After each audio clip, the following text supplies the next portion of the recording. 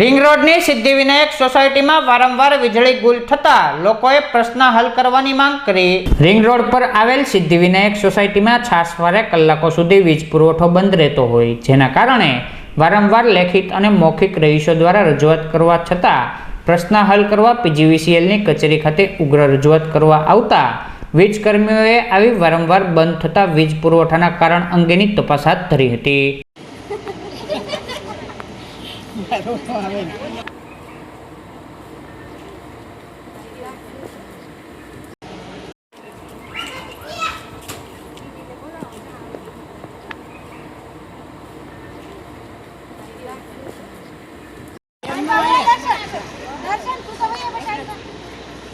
मारी क्या वही क्या घेर वही क्या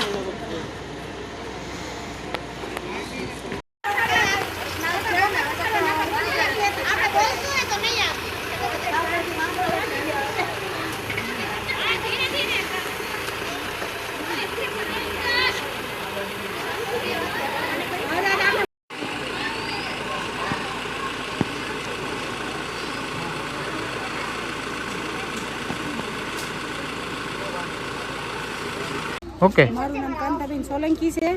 मारो विस्तार सिद्धिविनायक है और अमारे जीबी में लाइट नी प्रश्न से घणा समय थी एम कहे छे कि लोड आवे तो एने बदले अमारे अर्धु ओलपा करी नाख्युं, कनेक्शन तरसम्या में भेळवी दीधुं अने अर्धु सोसायटीनुं रूपाणी में राख्युं छे।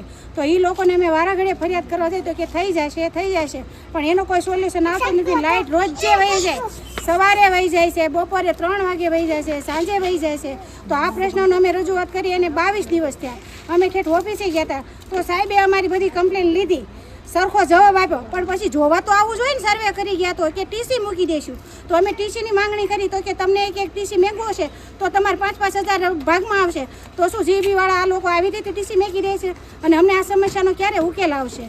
अमारे आवी रीते लाइटमां कायमथी हैरान थता रहेवानुं। अमारे छोकरानो हुता होय, कोई पाणी भरवानुं नथी थતું, कोई मशीन चालू नथी थता, अमारा फ्रीज टीवी बधुं उडी जाय छे। अने बीजुं प्लसमां कि अमारे क्यांक जावुं होय तो अमारे पाणीनी व्यवस्था करीने तो जावानुं। लाइट वगैरह अमे शुं करीए छीए? આજે શું પ્રશ્ન છે? આજે લાइट સવારની વહી ગઈ છે। હજી આવીશ કે નથી આવી? ના, હજી નથી આવી। હરકત કરે એમ પૂછ્યું, ફોન કરીએ તો એ કે અમે બસ મેન્ટેનન્સ ચાલે છે।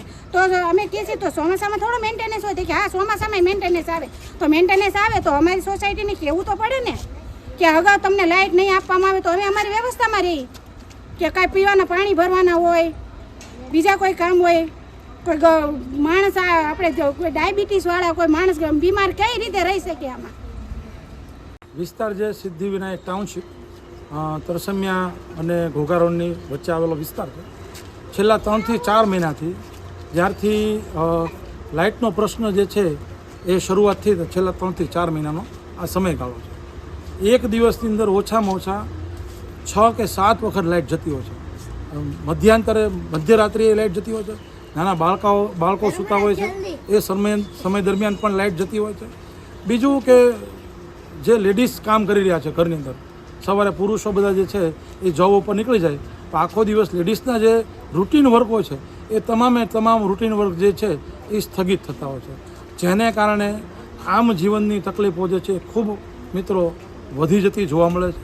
આ સમસ્યાનો જીબીને અવારનવાર ટેલિફોનિક દ્વારા પણ જાણ કરી છે, રૂબરૂ પણ જાણ કરી છે અને આટલી રજૂઆત કરવા છતાં કોઈ મિત્રો નિકાલ થતા નથી। હમણાં જ તે અત્યારે એમના એક અધિકારી સાથે વાત કરી કે ભાઈ આ જ રીતે જિલ્લા શિક્ષણ અને તાલીમ ભવન ભાવનગર ઉપર આવેલું છે। આજે હું ઓફિસથી લઈને આવવાનો હતો કાગળ, મેં કીધું એમની પણ હારે રજૂઆત કરી, કારણ કે ત્યાં જ્યારથી આ કનેક્શન અહીંયા જોડાણું છે અકવાડા સેન્ટરની હારે મિત્ર, ત્યારથી જે છે સવારના શરૂ થાય લાઇટ જવાનું તે સાંજના 6 વાગ્યા સુધી લાઇટ આવજાવ કન્ટિન્યુ ચાલુ રહેતી હોય છે।